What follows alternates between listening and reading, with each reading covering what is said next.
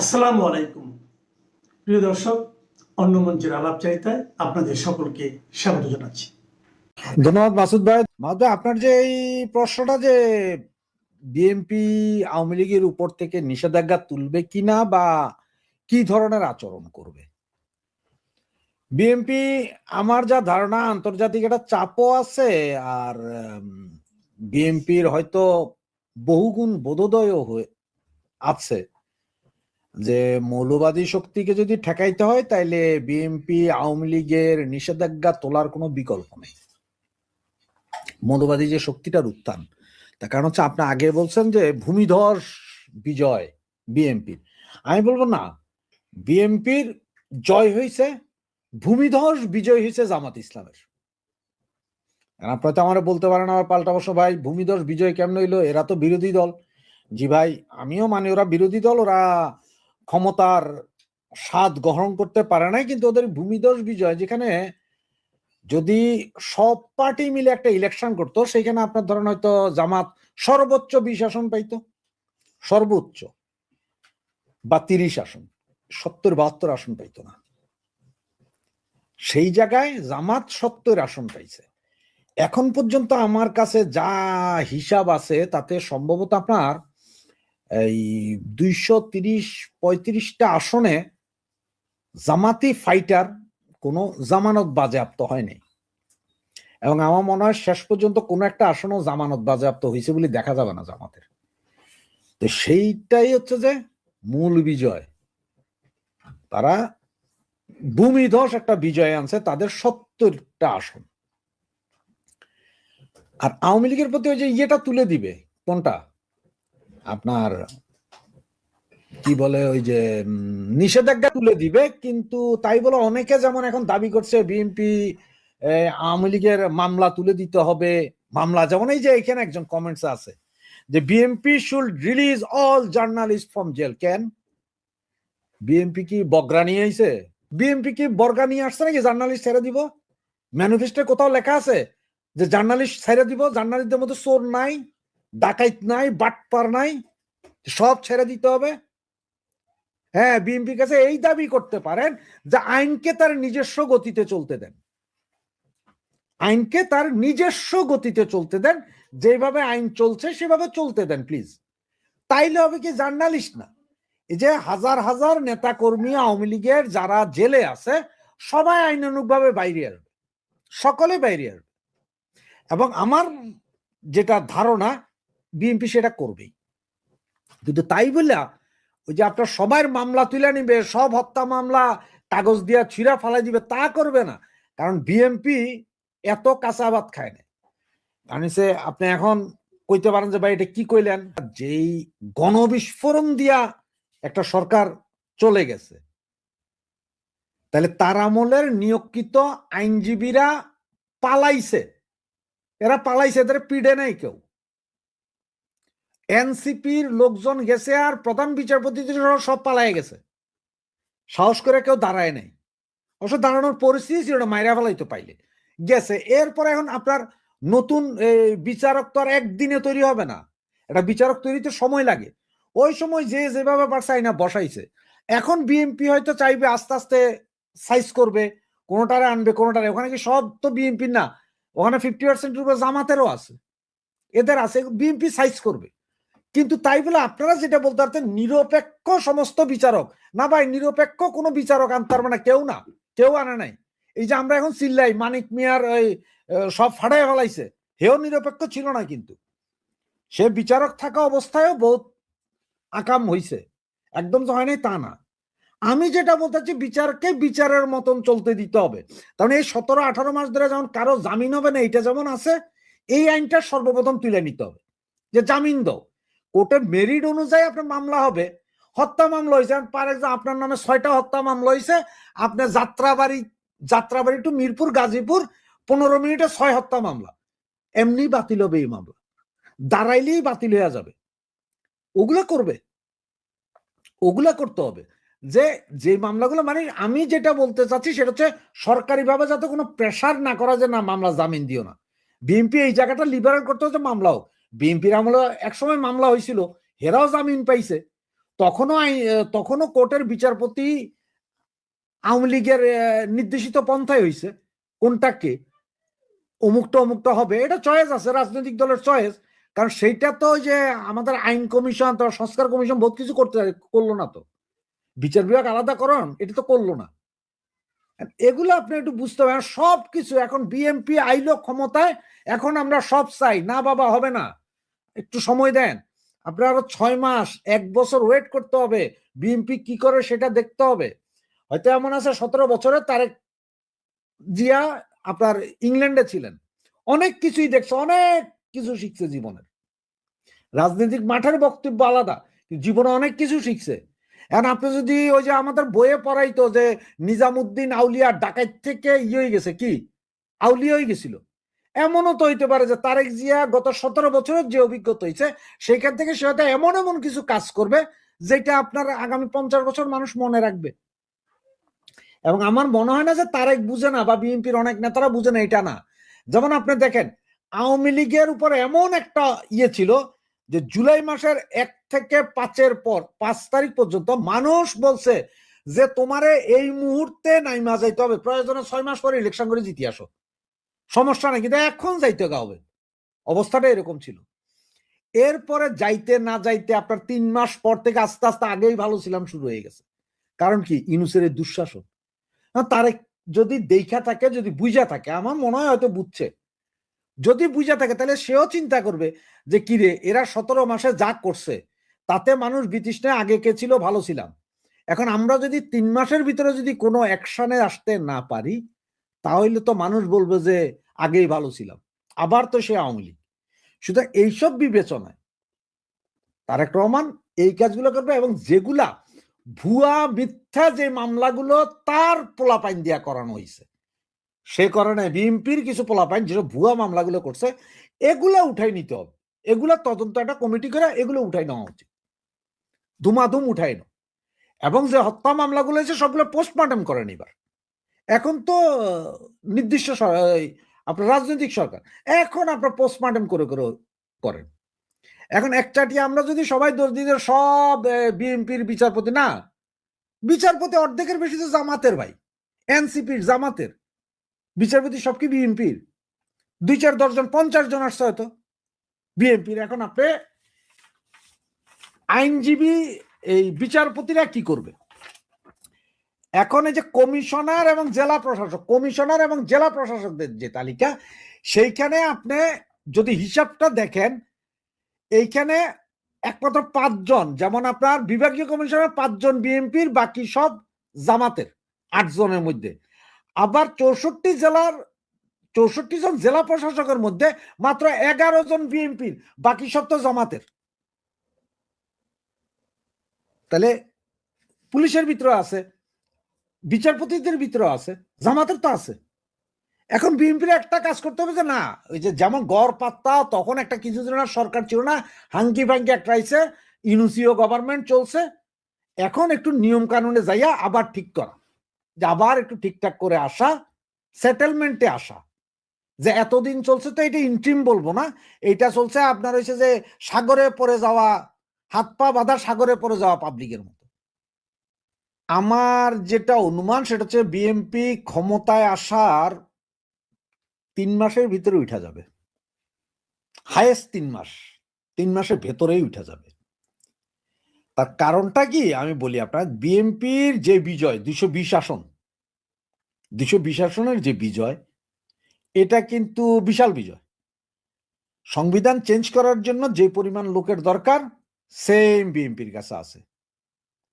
BNP এখন সংবিধান পুরা ফালাইয়া নতুন সংবিধান করার ম্যান্ডেটও আছে। সুতরাং বিএনপির এই যে জুলাই চনদ মনদ এগুলার কোনো দরকার নেই, এগুলার দরকার নেই। কারণ সেগুলা মানতে গেলে বিএনপিরও বিষয় আছে, যে বিএনপিও অনেক কিছুতে ডিসএগ্রিমেন্ট ছিল। তারপরে কে প্রধানমন্ত্রী হবে আর কে হবে, একই ব্যক্তি প্রধানমন্ত্রী এবং দলের প্রধান হইতে পারবে না, এগুলা বিএনপি মানবে না। 2 বারের বেশি প্রধানমন্ত্রী, এগুলা বিএনপি মানবে না। তখন যদিও মানছে না, আমি বললাম যে সবই মানছে, কিন্তু বিএনপির এখন যে পজিশন তাতে বিএনপি কি করবে জানেন? বিএনপি এই ব্যাপারে কোনো কথাই বলবে না, কোনো কথা নাই। প্রথমে আইসা জুলাই সনদ পড়ে থাক, হয়তো একদিন বা 2 দিন প্রথমে বলবে, সংসদ বসার পরে এই নিয়ে কথাই হবে না। এরা এটা টোটালি ডিসএগ্রি করে যাবে। এটাই যখন ডিসএগ্রি করে তখন এই জামাইতারা আর ওই যে ইনকিলাব মঞ্চ জামাতের বাচ্চা এরা লাগা যাবে হাউকাও, দেশের ভিতরে একটা হাউকাও বাজাইতে যাবে জামাত, ব্যাপক হাউকাও বাজাবে। আর ঠিক এইটাই চায় বিএনপি, যে জামাত একটা হাউকাও বাজাক, তখনই বিএনপি করবে কি আওয়ামী লীগের উপর থেকে নিষেধাজ্ঞা তুলে দিবে আওয়ামী লীগের নামও। তার কারণ হচ্ছে যে আপনার মাইর পেছে কিন্তু বিএনপিও শেয়ানা। ধরেন আপনার 91 সালে এসে বিএনপি যেসব আইন করে যেভাবে আওয়ামী লীগের দমন করছে, 96-তে এসে আওয়ামী লীগ তার চেয়ে বেশি করছে। 2001-এ বিএনপি আইসা ওই 96-এর আওয়ামী লীগের থেকে বেশি করছে। 2028-এ আওয়ামী লীগ 2001-এর বিএনপির চেয়ে বেশি করছে। এটা বিএনপি ভালো করে বুঝে। তা বিএনপি করবো কি, যে হাউকাও বাজাইতেছ ঠিক আছে, কোনো সমস্যা না, আমরা মারবো না। আওয়ামী লীগের নিষেধাজ্ঞা তুইলা দিয়া এক প্রেসারে পড়বে, আওয়ামী লীগ যখন শুরু করবে এবার আওয়ামী লীগও হাউকাও করাবে, আওয়ামী লীগ লেগে যাবে জামাতে লেগে। কারণ জামাতই হচ্ছে প্রধান শত্রু আওয়ামী লীগের, বিএনপি রাজনৈতিক শত্রু। আওয়ামী লীগের প্রধান শত্রু, দেশের শত্রু, স্বাধীনতা বিরোধী হচ্ছে জামাত। আওয়ামী লীগ কিন্তু রাস্তায় সরকার ফালানোর জন্য নামবে না। আওয়ামী লীগ রাস্তায় নামবে, বা আমি বলবো যে আওয়ামী লীগের যদি বুদ্ধি হয়, আওয়ামী লীগ বিএনপিকে 5 বছর ক্ষমতায় রেখা আওয়ামী লীগের কিছু কাজ করাই নিতে হবে বিএনপির দিয়া। তার মধ্যে জুলাই আগস্টের যে সন্ত্রাসী হামলাগুলা, যেগুলা পোলাপাইনগুলা মরছে, এগুলার ফেয়ার বিচার আওয়ামী লীগ বিএনপির দিয়া করাই নিতে হবে। সব পোস্টমর্টম করে সঠিক বিচারগুলা করো। পুলিশের যে 3,500 পুলিশ হত্যা হয়েছে, এগুলো সবগুলোর মামলা বিএনপির আমলে খোলাইয়া নেওয়াইতে হবে। আওয়ামী লীগ যদি বুদ্ধিমান হয়, যদি বুদ্ধি করে, এ জামাতের শূন্য বানাই আনতে হবে। কেন বিএনপি ছাড়বে আওয়ামী লীগকে? সেটা হচ্ছে এই যে 17-18 মাসে প্রচুর চুক্তি করে গেছে না এরা, এই ইন্ট্রিম সরকার, এই চুক্তিগুলার ম্যাক্সিমামই দেশ বিরোধী চুক্তি। এগুলো এখন বাতিল তো করতে পারবে না বিএনপিও, বিএনপি গুলো বাতিল করতে পারবে না। বিধায় বিএনপি এখন আওয়ামী লীগের বলে যে ভাই তোর একটা হাউকাও লাগা রাস্তায়, হাউকাও লাগাইলে আমরা বাতিল করতে সুবিধা। তখন বলবো যে দেশের পাবলিক মানে না, মানতেছে না, কেমনে কি করব? এ হাউকা এগুলো করবে, এগুলোর জন্য হইলে আওয়ামী লীগের দরকার। তার কারণ হচ্ছে ডিপি ওয়ার্ল্ডের সাথে চুক্তি কিন্তু শেখ হাসিনাও করতে চাইছিল। শেখ হাসিনা বিদেশি চাপে ওই চুক্তি করতে চাই, আবার এবিএম মহিউদ্দিন চৌধুরীকে দিয়া চট্টগ্রামের, ওনারা বলছে যে আপনি ইয়ে করেন, বন্দর টন্দর বন্ধ করে দিয়ে হাউকাও বাজান। উনি ওইটা করছিলেন, করার পরে ওদের বলছে যে দেখো আমার দেশের জনগণ মানে না, আমি কি করব? এটা টেকনিক। বিএনপি হয়তো ওগুলো করতে পারে, দেখা যাক। ধন্যবাদ। কালকে 15 তারিখ তারেক রহমানের শপথ গ্রহণ অনুষ্ঠান। এই শপথ গ্রহণ অনুষ্ঠানের আগে বিভিন্ন দেশ থেকে তার কাছে শুভেচ্ছা বার্তা এসে পৌঁছেছে, যেমন নরেন্দ্র মোদীও শুভেচ্ছা বার্তা দিয়েছেন। এখনই তাকে মানে পড়াবে কে, শপথ বাক্য পড়াবে কে, সেই নিয়ে কিন্তু একটা দ্বন্দ্ব চলছে। এখন নানান রকম কথা শোনা যাচ্ছে, কিন্তু আমি তো এ দেশে বসে আমার পক্ষে কারেন্ট খবর পাওয়া খুব মুশকিলের ব্যাপার, তাই আমি এই নিয়ে কোনো মন্তব্য করব না, কারণ যেটা করব সেটা হয়তো ঠিক নাও হতে পারে। তো এই চর্চা চলাকালীন আমাদের দেশে একটা খবরের একটা বেরিয়েছে, খবরের কাগজে একটা খবর বেরিয়েছে প্রধানমন্ত্রী এবং তারেক সম্পর্কিত। সেখানে লেখা হচ্ছে, তারেক মোদী কথা, ভারত স্বস্তিতে বিএনপি জয়।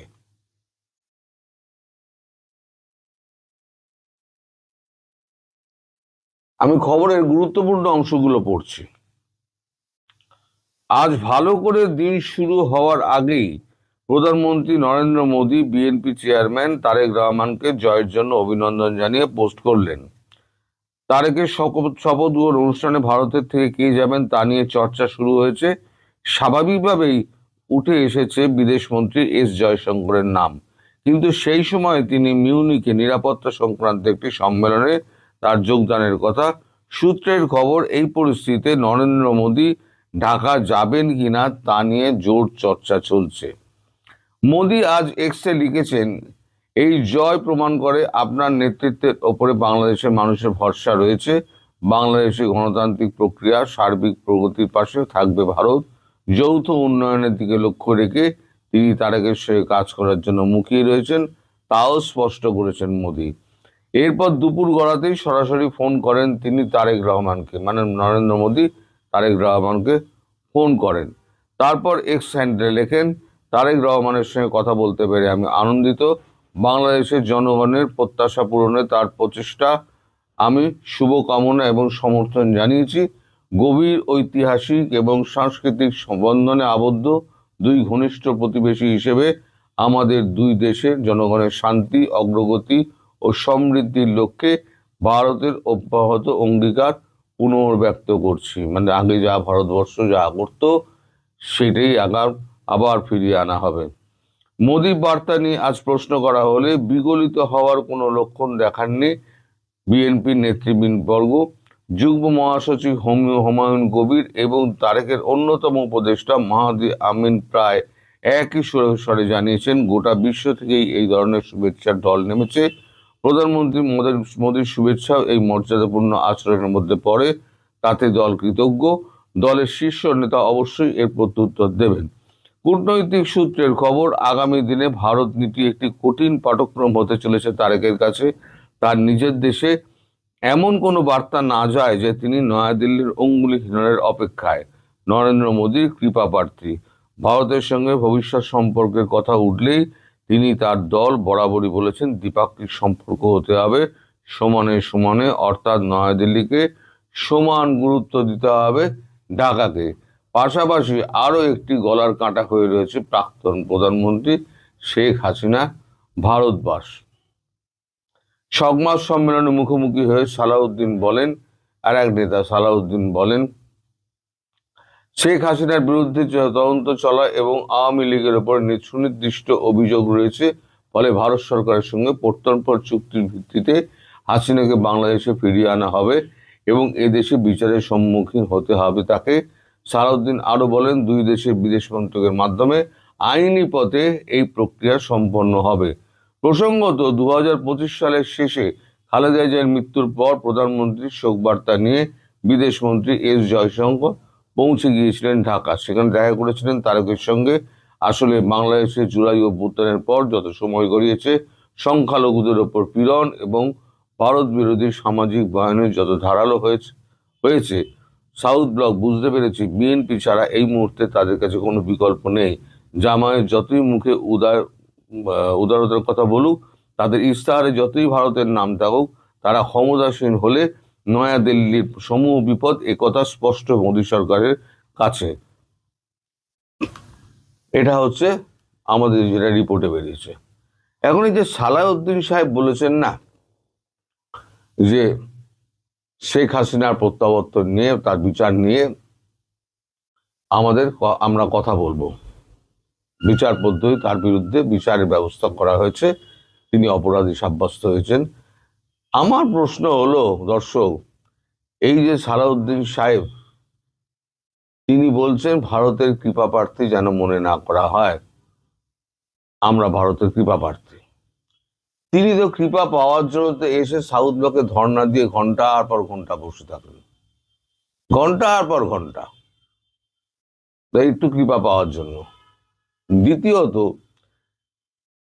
যে জুলাই সনদ আপনারা নিজেরা মানেন না, কারণ জুলাই সনদ যদি মানতে হয় তাহলে পরে কি হবে, তারেক রহমান প্রধানমন্ত্রী হলে তাহলে পরে তিনি আবার দলের নেতা থাকতে পারবেন না, দুই পদ হোল্ড করতে পারবেন না, আবার দ্বিতীয়বার নির্বাচন লড়তে পারবেন না। এরকম পরপর অনেকগুলো রয়েছে। তারপরে তো আরো অনেক অনেক এগুলো রয়েছে, সেখানে ওনারা সমস্ত করেছিলেন, বিরোধিতা করেছিলেন এবং সরকারিভাবে বিরোধিতা করেছিলেন। তাহলে সেই আইসিটিকে যখন তারা বলছে যে আইসিটি আমরা মানি না, যখন এই বিতর্কটা হয়েছিল আইসিটি সব ভুয়ো, সেই আইসিটি ধুয়ো দিয়ে তিনি আবার শেখ হাসিনার প্রত্যর্পণ চাইছেন। আসলে এইটা বলে ভারতবর্ষের ওপরে একটা চাপ সৃষ্টি করার যে চেষ্টা করছেন সালাউদ্দিন সাহেব, সেইটা কিন্তু কাজে আসবে না। ওই বন্ধ ঘরে জয়শঙ্করের সঙ্গে তারেক এবং তার পরিবারের কি কথা হয়েছিল আপনি বিন্দুমাত্র জানেন না। কিন্তু হ্যাঁ, আমি এটা বুঝি যে আপনাকে এখন আত্মরক্ষার খাতিরে, দেশের মানুষের কাছে একটা মুখ রক্ষার খাতিরে আপনাকে এই কথাটা বলতে হয়েছে। কিন্তু ভবিষ্যৎ কিন্তু অন্য কথা বলবে, আজকে আমি বলে রেখে দিলাম। এবং শেষে একটা কথা বলি, আজকে জয়শঙ্কর যখন মিউনিখ চলে যাচ্ছেন, তাহলে আগামীকাল চর্চা হচ্ছে হয়তো নরেন্দ্র মোদী হয়তো উপস্থিত হতে পারেন সেখানে। আর নরেন্দ্র মোদী যদি উপস্থিত হন, তাহলে দেখবেন সমস্ত সম্পর্ক ওলট পালট হয়ে গিয়েছে এবং ভারতের সঙ্গে বাংলাদেশের একটা সুসম্পর্ক হবে। কিন্তু যেহেতু ইনক্লুসিভ নির্বাচন হয়নি, ভারতের একটা শর্ত ছিল, আপনারা এখন যে নির্বাচন করছেন, ভারত চুপ করে আছে, আপাতত একটা নির্বাচন হোক, ঠিক আছে, বিএনপি জিতেছে, ভারত খুশি, কিন্তু আগামী 6 মাসের মধ্যে নির্বাচনটা করতে হবে, ইনক্লুসিভ নির্বাচন করতে হবে, নাহলে সারা বিশ্ব থেকে ভারত কিন্তু চাপ দেবে। আর দ্বিতীয় হচ্ছে, শেখ হাসিনাকে রাজনীতিতে ফিরতে দিতে হবে।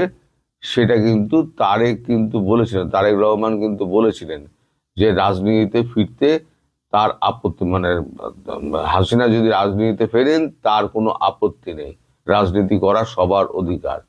ফলে সালাউদ্দিন সাহেব যা বলছেন মুখ বাঁচানোর জন্য, আর প্রধানমন্ত্রী তারেক যা বলছেন, দুটোর মধ্যে কিন্তু আসমান জমিন তফাৎ। ফলে সালাউদ্দিন সাহেব দেশের মানুষকে ভুল বোঝানোর চেষ্টা করবেন না।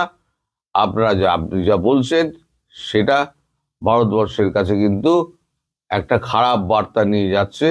সুসম্পর্ক যখন তৈরি হচ্ছে, তখন সেই সুসম্পর্কটাকে বজায় রাখার চেষ্টা করুন। এটা যদি আপনারা এই ধরনের মন্তব্য যদি আগে থেকেই আগ বাড়িয়ে করতে থাকেন, তাহলে ভারতবর্ষের কাছে কিন্তু আপনারা সেই রকমই পাবেন না। আর সমানে সমানে যখন কথা বলছেন না, সমান মর্যাদার কথা বলছেন, তাহলে ভারতবর্ষ আপনাকে যে মর্যাদা দেয়, আপনাদেরও সেই মর্যাদা দিতে হবে। এই ভারত বিরোধিতা করবেন, আবার সমান মর্যাদা দেবেন, মর্যাদা চাইবেন, দুটো তো একসঙ্গে হতে পারে না। তেল আর জলকে একসঙ্গে মিশকায়? আপনি ভারত বিরোধিতা বর্জন করুন, সমান সমান সম্পর্ক ভারত যেমন চায়। এটা তো প্রমাণিত হয়ে গেছে যে শেখ হাসিনা ভারতবর্ষের কাছে বাংলাদেশকে বিক্রি করেননি, এটা তো প্রমাণিত হয়ে গেছে। এখন যেটা হচ্ছে, বাংলাদেশ ভারতকে কি দেবে? অন্য কিছু দেওয়ার তো নেই। ভারতের তো একটাই চাহিদা, সেটা হচ্ছে একটা সুস্থ বাংলাদেশ। সেটা যদি দিতে পারেন, তাহলে সমান সমান, মানে সমতার ভিত্তিতে সম্পর্ক থাকবে। আর যতক্ষণ সেইটা দিতে না পারছেন, ততক্ষণ সমান সমান অধিকারের কথা কিন্তু আপনারা কেউ বলবেন না, কোনো বাংলাদেশি বলবেন না। আগে ভারত বিদ্বেষ ছাড়ুন, তবে সমান সমান অধিকারের কথা আসবে।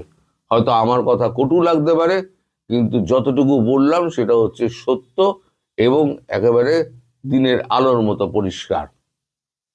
নরেন্দ্র মোদী হয়তো যেতে পারেন, হয়তো এখনো সেই নিয়ে এখন জোর চর্চা চলছে, হয়তো যেতে পারেন। সেক্ষেত্রে দেখা যাক কি হয়। তবে হ্যাঁ, আর একটা কথা আছে, শপথ গ্রহণের পর তারেক রহমানের প্রথম ভিজিট কোথায় হতে পারে সেটা নিয়ে 4:30 সময় আমি একটা ভিডিও করব। সেখানে আমি পূর্ণাঙ্গ সমস্ত দেবো, এবং ইউনূসের কি হাল হকিকত সে ব্যাপারেও আপনাদের খবরাখবর দেবো। আপনারা সবাই ভালো থাকবেন। এক মাঘে শীত যায় না, এটা কিন্তু পুরনো একটা কথা আছে মুরব্বীদের। তো এটা আমরা আসলে ভুলে যাই। সারা বাংলাদেশে গতকালকে বিএনপিকে নিয়ে মানুষ যে ভয়টা পাইছে, বা বিএনপির নেতারা অনেকটা যেটা ভয় পাইছে, রেকর্ড সংখ্যক ভোট পেয়ে বিএনপি পাশ করেছে। এখন এনসিপির মন্তব্য ভোটে কারচুপি হয়েছে। বাংলাদেশে কোনো দলকে কখনো বলতে শুনছেন যারা পাশ করছে যে ভোট মানে যে হাইরা গেছে ভোট সুষ্ঠু হয়েছে, এটা বাংলাদেশের ইতিহাসে হয় না। এটা বাংলাদেশের চিরাচরিত নিয়ম, যে আসনে যে হাইরা যায় কয় আমার প্রার্থী ভাই এটা সেটা এটা সেটা।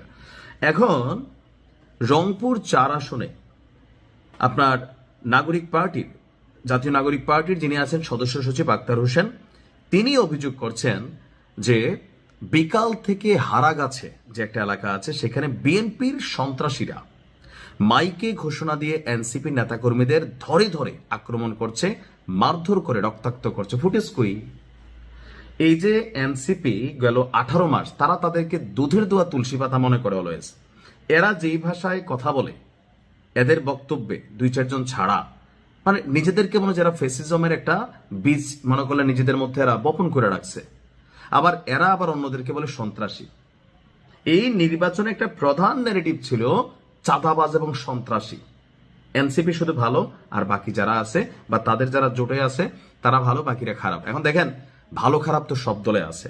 এখন তিনি এই যে বক্তব্য করছেন যে মারতেছে, তো গেল 18 মাস ধরে এনসিপির নেতাকর্মীরা বিভিন্ন জায়গায় বিএনপিকে যেভাবে বক্তব্য দিয়া আঘাত করছে, তারেক রহমান রেনিয়া যে অধ্যত্বপূর্ণ বক্তব্য দিছে বিভিন্নভাবে, তখন কিন্তু মাথায় রাখা দরকার ছিল। তবে আমার মনে হয় এনসিপি একটা প্রেডিকশন করছে যেমনি হোক এরা মনে ক্ষমতায় চলে যাবে। কারণ ইউনুস বলছিল ডক্টর ইউনুস যে আমরা চাই তুমি ওই সংসদে যাও, আমার দিকে নেট তো সংসদে যাবে, এরা মনে করছে এরকম। এখন যেসব এলাকায় আপনি বেশি গুতাই রাখছেন, গুতার তো রিয়েকশন হবে। নিউটনের 3য় সূত্র কি? প্রত্যেক ক্রিয়ারই একটা বিপরীত প্রতিক্রিয়া আছে। তবে যদি ঘটনা সত্য হয় তাহলে আমি মনে করি যে বিএনপি নেতাকর্মীদের সংযম ধারণ করতে হবে, কারণ আপনি মাত্র বিজয়ী হয়েছেন, এমন কোনো কর্মকাণ্ড করবেন না। তবে আমি যত জায়গায় দেখছি, দেখেন মির্জা আব্বাসের মতন লোক আমরা অনেকে মনে করতাম যথেষ্ট ঘাটতেরা, কথাবার্তা শুনলো মনে অনেক রাগী, কিন্তু গতকালকে তিনি কি বলছেন দেখেন, 2 দিন আমরা ধৈর্য ধরবো। এই যে এনসিপি ডাক দিছে ঢাকা 8-এ আসো, খেলা হবে এখানে। বিএনপির যদি ঢাকা 8-এর মানুষটা একটা মানে থুথু মারে, এনসিপির খুঁজে পাওয়া যাবে ওইখানে নাসিরুদ্দিন পাটোয়ারির বি অনেস্টলি যেটা। তো মির্জা আব্বাস বলছে আগামী 2 দিন কোনোভাবেই উস্কানিতে পাওয়া দেওয়া যাবে না। তবে এরা যদি ভেজাল তৈরি করতে চায় 2 দিন পরে আমরা রাজপথে নামবো, এটা তিনি বুঝাই দিচ্ছেন বিষয়টা কি। এমনকি আমি আমার এলাকায় যিনি নির্বাচিত হয়েছেন হাজী জসিম ভাই, পাশ হয়ে কিন্তু একই কথা বলছে যে উল্লাস করো, তবে সেটা যেন কোনো রকম মানে কি বলা হয়েছে অন্যের জন্য ক্ষতিকর না হয়, কারোর বিরুদ্ধে প্রতিশোধ পরায়ণ না হয়।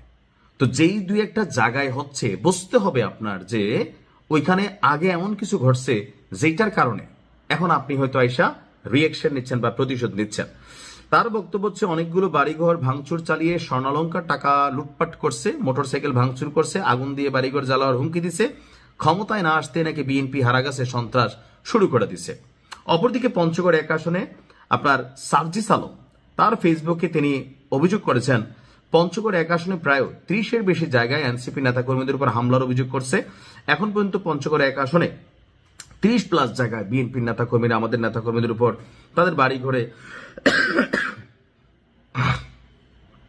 মানে এদের বক্তব্যের মধ্যে শুধু এরা ভালো। সার্জিস জনগণ জয় বাংলা করে দিছে, আমার বঙ্গবন্ধু লোল টোল ফালাইয়া ভাসদূর ছিল মানে নির্বাচনের আগে যে একদম সুফি সাধক। বাবা, বাংলাদেশের মানুষ কিন্তু এগুলো বোঝে। তোমরা সারাদিন যেসব বক্তব্য দিবা এগুলো ন্যারেটিভ দিয়ে হবে না, এসব বক্তব্যের এগেনস্টে ফুটেজ লাগবে, প্রমাণ লাগবে, তাই না? আপনি একটা মন গড়া কথা বলে দিলেন, হইতেও পারে 2-একটা সত্য, তবে থাকে না যে ঘরে একজন ধাক্কা দিলে বাংলাদেশের মানে অভিযোগগুলো তো ভিন্ন রকম হয়। তবে আমি বিএনপির ভাইদের উদ্দেশ্যে বলবো, জোশে আইসে আবার হোশ হারায়েন না, এটা খেয়াল রাখেন। আমরা যখন কথা বলি, আওয়ামী লীগের সময় বলতাম ভাই 9 বছর দেশে ঢুকতে পারে নাই, কেন জানেন? যখন ক্ষমতায় আপনি বৈঠা যাচ্ছেন, আপনাকে যখন নিয়ে আমরা প্রশ্ন তুলবো, আপনার অন্যায় নিয়ে আমরা কথা বলবো, তখন হয় কি ক্ষমতায় যারা থাকে তারা ক্ষমতার প্রয়োগ করে বসে আমাদেরকে থামানোর জন্য। আমরা এই কাজগুলো করছি, বিদেশ থেকে দেশে এসে সাহস করি নাই কেন? যেখানে নানান ধরনের ঘটনা ঘটতো, প্রশাসন দিয়ে হয়রানি করানি হইতো, বাড়ি ঘরে পুলিশ পাঠানো হইতো। তবে আমরা মনে করি বিএনপি ক্ষমতায় আসছে, আপনাদের এখন থেকে আমরা যেটা ভুল করবেন ধরিয়ে দিব, আপনার উচিত আপনার ভুল শুধরানো। আওয়ামী লীগের বলছি, কিন্তু দেখেন পরিণতিটা কোথায় গেছে। বাংলাদেশের ইতিহাসে কোনো রাজনৈতিক দল এভাবে বিলীন হয়ে যায় না হুট করে, হয়তো ব্যাক করবে, সেটা একটা পার্ট অফ টাইম। কিন্তু শিক্ষণীয় জিনিসটা হচ্ছে জুলুম করবেন, আপনি আরেকদিন মজলুম হয়ে যাবেন, মাথায় রেখেন। ভালো জিনিস করেন, ভালো কাজ করেন, মানুষের অন্তর্জয় করেন, দোয়া হবে। ক্ষমতার পরিবর্তন হলেও আপনার প্রতি মানুষের ভালোবাসা থাকবে। আসসালামু আলাইকুম। এটা কিন্তু পুরনো একটা কথা আছে মুরব্বীদের, তো এটা আমরা আসলে ভুলে যাই। সারা বাংলাদেশে গতকালকে বিএনপিকে নিয়ে মানুষ যে ভয়টা পাইছে বা বিএনপির নেতারা অনেকটা যেটা ভয় পাইছে, রেকর্ড সংখ্যক ভোট পেয়ে বিএনপি পাশ করেছে। এখন এনসিপির মন্তব্য ভোটে কারচুপি হয়েছে। বাংলাদেশে কোনো দলকে কখনো বলতে শুনছেন যারা পাশ করছে যে ভোট মানে যে হাইরা গেছে ভোট সুষ্ঠু হয়েছে? এটা বাংলাদেশের ইতিহাসে হয় না।